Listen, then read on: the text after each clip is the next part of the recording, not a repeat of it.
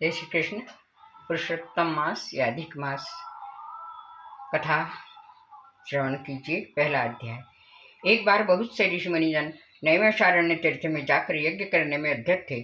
उसी समय श्री सूत जी तीर्थ यात्रा के निमित्त भ्रमण करते हुए अपने शिष्यों सहित वहां पर आए। मुनियों को देखकर ऋषि मुनि नमस्कार कर आनंद मग्न हो गए।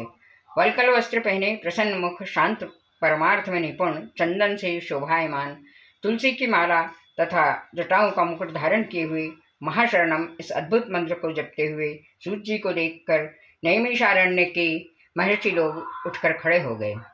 मुनियों ने हाथ जोड़कर कहा कि हे सूत जी, हम सबकी भगवान की अद्भुत कथाओं को सुनने की इच्छा है।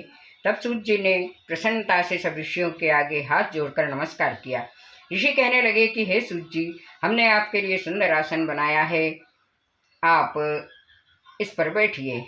आप बड़े भाग्यवान हो, आपने गुरु की कृपा से भागवत रहस्यों का वर्णन करने की शक्ति प्राप्त की है। इस संसार में हजारों बातें सुनने योग्य है, परंतु उनमें जो भी सार वस्तु हम संसार सागर में डूबे हुओं को पार करने के लिए जो श्रेष्ठ कथा आपके विचार में निश्चित हो, वही सुनाइए।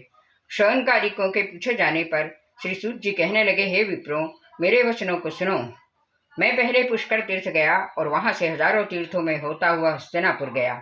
वहां राजा परीक्षित अपने राज्य को छोड़कर अनेक महापुण्यवान ऋषियों के साथ गंगा किनारे जा रहे थे। उनमें अनेक सिद्ध योगी और महासिद्ध मुनि थे। मैं उस समाज को पूछ ही रहा था कि वहां श्री कृष्ण भगवान के चरण कमल में मन लगाए महामुनि व्यास जी के पुत्र सुखदेव जी पधारे, जिनकी 8 वर्ष की आयु, शंख के समान कद, ऊंचे और चिकने केशों से घिरा हुआ मुख, दृढ़ कंधे, चमकती हुई कांति थी। वह अवधूत वेश ब्रह्म स्वरूप थे। ऐसे महामुनि सुखदेव जी को देखकर सब मुनि हाथ जोड़कर खड़े हो गए। तब मुनियों के बनाए हुए कमल चक्र जैसे ऊंचे आसन पर सुखदेव जी को बिठाया गया। उस आसन पर बैठे हुए ज्ञान समुद्र के चंद्रमा रूपी सुखदेव जी ऋषियों की पूजा को ग्रहण कर ऐसे शोभायमान हुए जैसे तारागणों में चंद्रमा शोभायमान होता है। इति श्री पहला अध्याय समाप्त। जय श्री कृष्ण।